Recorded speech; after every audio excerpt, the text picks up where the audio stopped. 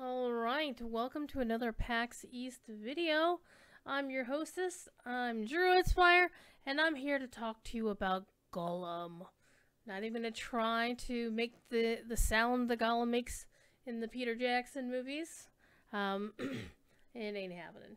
Alright, so Gollum is a game that is being published and, well, crafted by Daedalic Entertainment, self-published and also co-published with the folks at Nacon en France, and I want to just indulge for just a moment to say bonjour, Benjamin, good friend of mine who works at Nacon.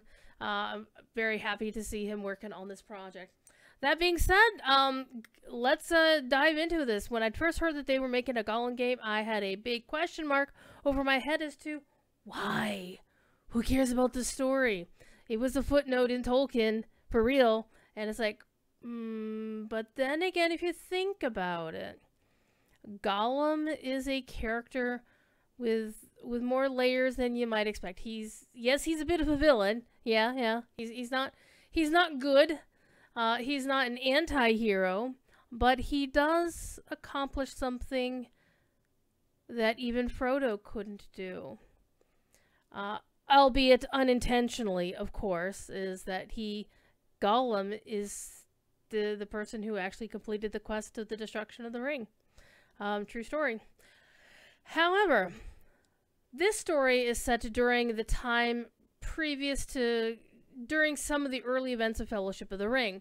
The baseline story is Gollum is searching for the ring because Bilbo has taken his precious, and the ring is preying upon his mind. It has consumed him to the point where he's willing to leave the safety and security of his hovel in the basement in the roots of the Misty Mountains to get it back because it's his birthday present.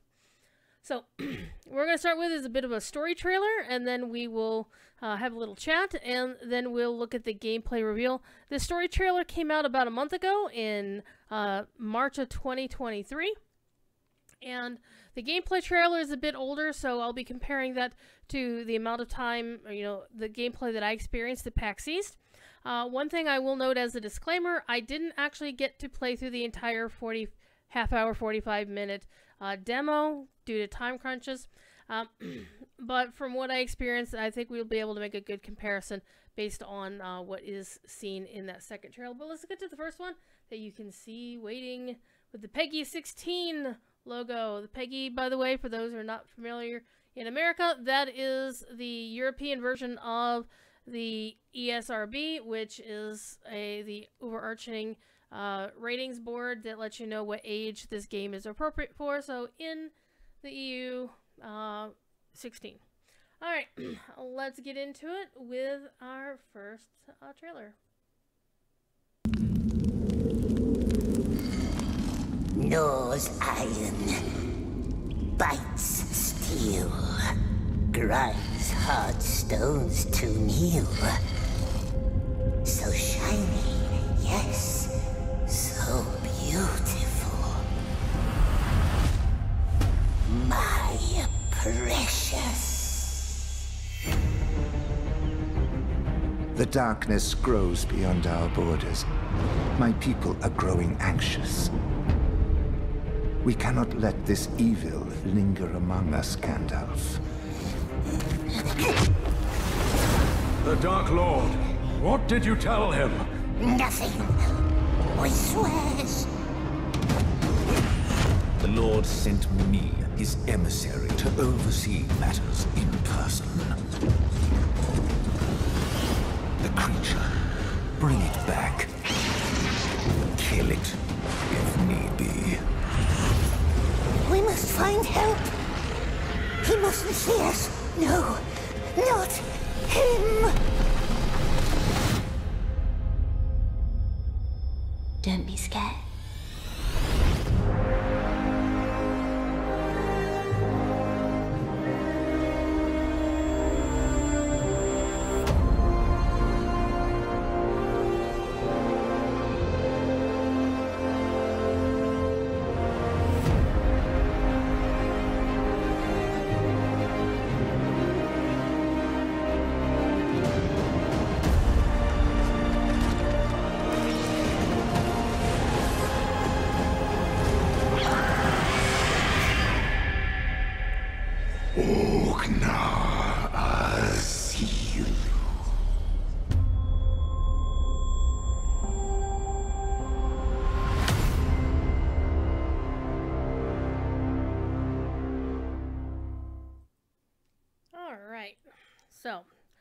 let's get into what is Gollum in terms of gameplay. Gollum is a single-player adventure. You are Gollum, and you're basically your objective is to get to the ring without getting caught, without getting killed. This is not a combat-first game. You're not going to equip weapons. You're not going to level up any skills. You're basically going to start with Gollum as he was during, Fellowship of the Ring. And his story in the lore, in the actual Tolkien books, was that when he left the Misty Mountains in search of Baggins, he was captured and taken to Mordor, where he gave up the secret that, yes, the ring was still out there, and it was in the hands of this creature called Baggins, who lived in this far-off land called the Shire. Now, the thing about this is like, well, why didn't they just zoom up there and go get him? One thing to bear in mind about the story is this is a pre-technology sort of area. Middle-earth is basically a medieval sort of setting, so it's not like other than like the 7 seeing stones, most people didn't have a quick way to get messages from point A to point B, and Sauron did have no idea where the hell the Shire was. He just knew that there was a place called the Shire and that there was a creature called Baggins who had his ring. So, a very vague quest. A little bit more vague than kill 10 rats. Okay, that being said, the actual gameplay of this is, again, as I mentioned, is not going to be your standard combat base. In fact, when I was playing it at PAX, if you got into actual combat, you pretty much lost and had to restart from your last checkpoint. The whole point of this is you're sneaking around, and you're using parkour to navigate around and, wiggle your way through things and to solve puzzles in order to get, to open up new areas for you to explore. The only thing I really have a big question about is the inserted elf, the blind elf lady, the young girl. And I think they had mentioned previously that she was basically being kind to him, being sympathetic to him, and kind of, it was a situation where maybe he was trying to help her because, she was apparently also a prisoner as well, question mark? So we'll have to find out what her story is and why Thranduil, Legolas's dad, is keeping her roughly in the cellars of the Elven King's home.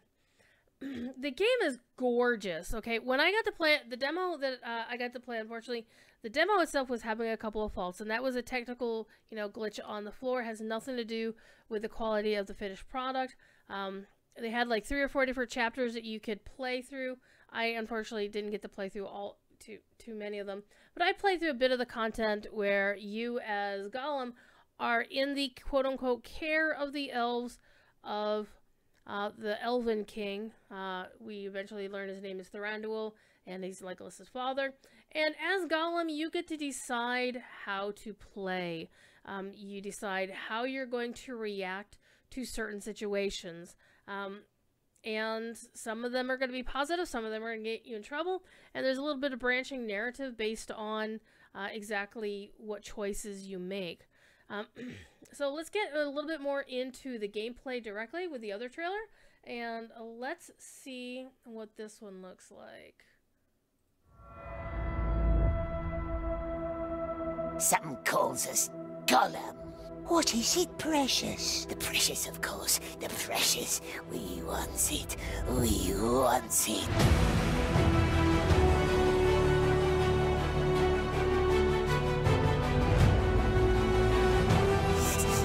Must stay in the shadows.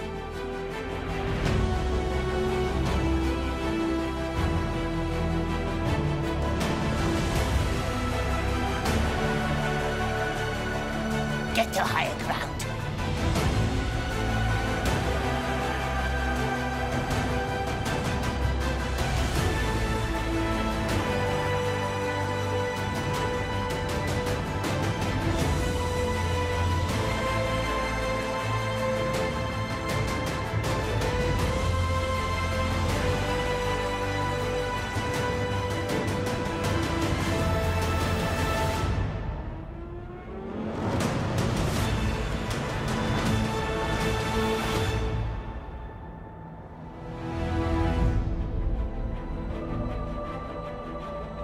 What if he watches us, the Dark Lord? What if he sees? Okay, so that really didn't tell us that much about the gameplay, which a little bit unfortunate. But basically, you're sneaking around, you're hiding in bushes, you're trying to evade the orcs. You can throw rocks to distract them out of your way. You can, the closest you're going to get to actual combat and not fail, is you can sneak up behind something and choke it. So, I mean, it's kind of interesting sort of gameplay. But still, I think most of the story of Gollum is going to be coming, what do they add to the lore, and does it feel properly Tolkienian? Other games added their own spin on the lore, and some of it meshed well with the existing lore, and some of it did not. You can guess which games are those, but either way. In this particular case, we don't know enough yet how it's going to play out. Now, they did say the release date is going to be May 25th, 2023, so a little less than a month from the time that this is being recorded. It's going to be available on PC, via Steam for sure, PlayStation 4, Xbox One, Nintendo Switch. Nintendo Switch is supposed to be later this year, because they got to port it to Switch. PlayStation 5, though, Xbox Series X and XS, either one. And yeah, so it's going to be pretty much everywhere. Now, one thing I would know is, at least on the Steam page, the price, there are two, basically there's the standard edition, which is just the game, and then there's the what they're calling the Precious Edition, is basically like the add-ons. And basically what it includes is the base game, a lore compendium DLC, the original soundtrack, an art exhibition that will let you, do a little bit behind the scenes of the game creation with a lot of sketches and development secrets. I'm going to be very fascinated to see what they include in the lore compendium. Now, one thing that's very fascinating is, full disclosure, I work for Signum University, and our president is called the Tolkien Professor, because that's, he's kind of known for that. Professor Corey Olson. However, when I spoke to the staff there at the booth at PAX East, they couldn't tell me the name of their Tolkien scholar. It wasn't Corey, it wasn't anybody in the Signum, I guess the first ring of the city, as it were. But it was somebody that we had heard of, so we knew who they were. And as far as I am aware, this person is well regarded as a scholar, so their consultation isn't going to take this game off into the left field somewhere. The other thing that's going to be included with this Precious Edition is, this is the one that I'm not happy about. I'm going to be honest, I'm not very happy about it, is that there is, and I understand the marketing and the money side of things, but just as the lore nerd, I hate it. Not gonna lie. Is that there is a Sindarin voiceover DLC that's available with the Precious Edition. And yes, it costs more to hire voice actors to do more time to record other voice. I get that. I just hate having to pay more money just to get the Sindarin for, as they say, adds a touch of authenticity and to dialogue with the elves. It would have been nice if that was included in the standard. At least on Steam here in America, the regular edition is basically $50, $49.99, and the Precious Edition is $59.99. Now, these are flagged as pre-purchase. I don't honestly know if they'll be available afterwards. And I believe the prices are actually $10 higher on the PlayStation Store, at least. So definitely check around and see if there's anything else or any other price. Because again, if you're a console player, you have the two same options of what you get. It's just $10 more, at least on PlayStation. And you decide how you want to do that. I'm almost definitely gonna drop the 60 and get the Precious Edition on Steam, because I'm primarily a PC gamer.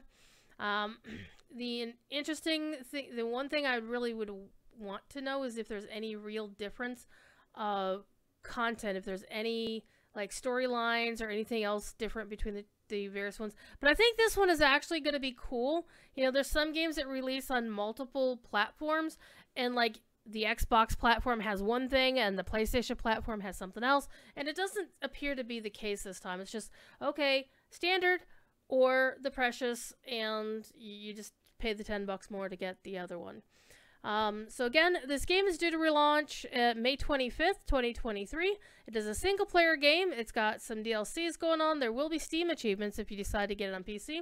It does have full controller support, and I enjoyed it very much.